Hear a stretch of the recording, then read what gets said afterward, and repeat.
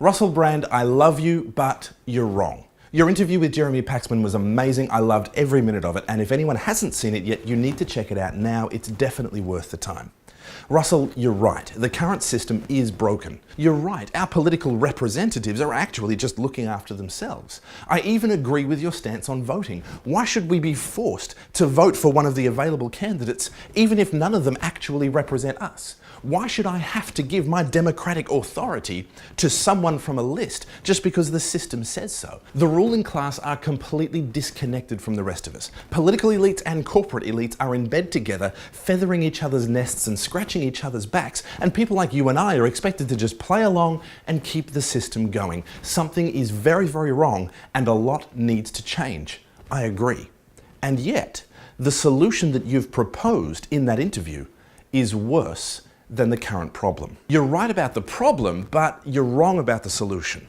You said that the solution is a socialist egalitarian system based on the massive redistribution of wealth. No. Any government, administration, whatever you want to call it, with the power to enforce a redistribution of wealth will become worse than the current system, which we both agree is pretty damn bad. The key is to understand that governments are a kind of corporation. It's not governments versus corporations. It's not even governments in bed with corporations. It's actually governments are a kind of corporation.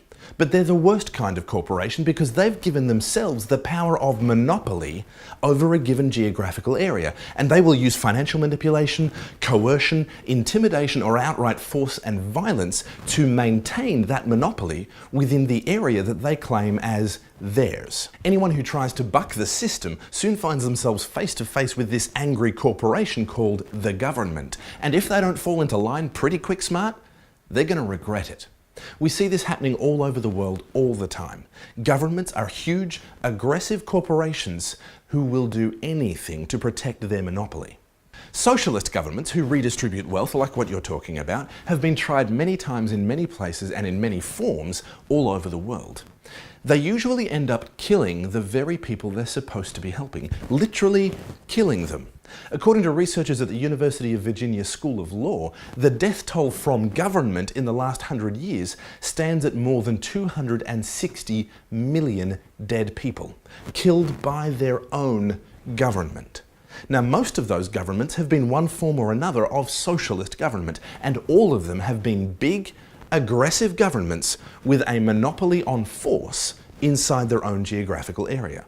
260 million people. Socialist governments are big, powerful governments. They have to be in order to be able to force the redistribution of wealth. But big, powerful governments soon forget that they're supposed to be serving the people, and they grow to become the people's masters instead, with deadly results. The solution to big corporations and big government being in bed together is not to create a different kind of big government. It's to cut the government down to size. These international banking cartels, huge out-of-control multinationals, and massive corporations depend on government favors to be able to do what they do. Big government and big business are actually helping each other out.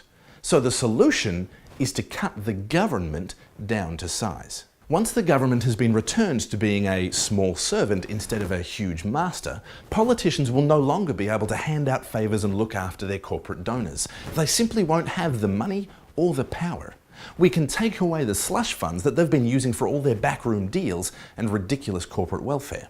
The less power a government has, the more power people have. If you really want to empower people to live their own lives, then you need to take power away from the government. The solution is less government, not a different big government. Russell, my name's Topher, and like you, I am very optimistic about the future. But I believe the key is to minimise the role of government and maximise individual liberty. And I ask you to consider the possibility that this might be a better way to go. I'd love to talk with you about it more, so if you feel so inclined, feel free to get in touch. I certainly hope that within our lifetimes, we both see things get much, much better than they are today. For everyone else, thanks for watching. Please like, follow, subscribe, and share this video, and I'll talk to you again soon.